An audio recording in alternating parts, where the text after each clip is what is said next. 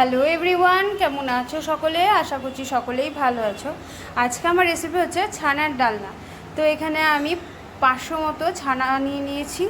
তার সাথে এখানে আছে সর্ষে পোস্ত, কাঁচা লঙ্কা আর চারমগজ বাটা। এখানে আছে নারকেল কুড়িয়ে রেখেছি। এবার সমস্ত জিনিসগুলোকে আমি একসঙ্গে ভালো করে মেখে নেব। দেখো, আমি এখানে সমস্ত জিনিসগুলো দিয়ে দিয়েছি, যা যা বলেছিলাম।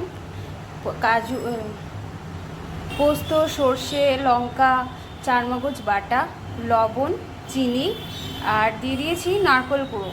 এবার দিয়ে দেবো আমি এখানে সর্ষের তেল। আমি এখানে আমার পরিমাণ মতন সর্ষের তেলটা দিলাম। এবার এই সব কটা জিনিসকে আমি খুব ভালো করে মেখে নেব। দেখো, আমি ছানাটাকে খুব ভালো করে মেখে নিয়েছি। এবার আমি এই কলা পাতার মধ্যে ছানাগুলোকে মুড়ব। এই যে, এবার আমি এই কলা পাতার উপরে দিয়ে দেব মেখে রাখা ছানাগুলোকে। দিয়ে দিয়েছি। এর ওপর দিয়ে অল্প একটু দিয়ে দিলাম কাঁচা সর্ষের তেল। এবার আমি এটাকে খুব ভালো করে মুড়ে নেব। এই দেখো, আমি এটাকে ঠিক এরকমভাবে মুড়ে নিয়েছি। এইবার আমি এরকমভাবে সব কটাকে মুড়ে নেব।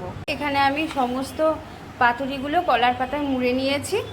এবার আমি এখানে কড়াইতে তেলও গরম হতে দিয়ে দিয়েছি। তেলটা গরম হলে আমি সমস্ত পাতুরিগুলোকে ভেজে নেব। দেখো, কড়াইয়ে তেল গরম হয়ে গেছে, ধোঁয়া ছেড়ে দিয়েছে। এইবার আমি পাতুরিগুলো এক এক করে ভেজে নেব।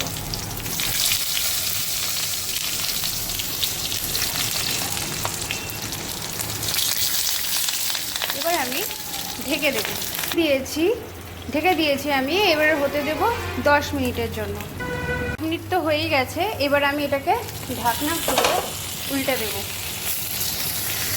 দেখো, সুন্দর একটা পিঠ ভাজা হয়ে গেছে।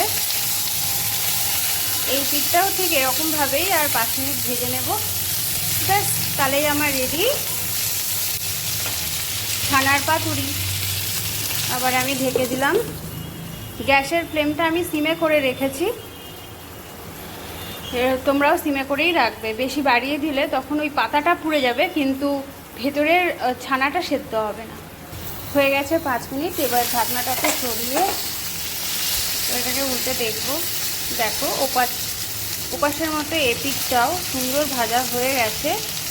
এবার আমি এগুলোকে নামিয়ে নেব। যে আমার ছানার পাতুরির ফাইনাল লুক দেখতে কেমন হয়েছে অবশ্যই কমেন্টে জানিও। বাড়িতে রেসিপিটা ভালো লাগলে বাড়িতে অবশ্যই আমার মতন করে রান্না করে খেয়ে দেখো কেমন লাগলো তোমাদের। ভালো লাগলে লাইক কমেন্ট শেয়ার করো। যারা আমার ফেসবুক প্রোফাইল থেকে দেখবে তারা আমার ফেসবুকটাকে ফলো করে দিও। আর যারা ইউটিউব থেকে দেখবে তারা আবার ইউটিউব চ্যানেল শুভ্রাস কিচেনকেও সাবস্ক্রাইব করে দিও। আজকের মতন টাটা, দেখা হচ্ছে নেক্সট রেসিপিতে।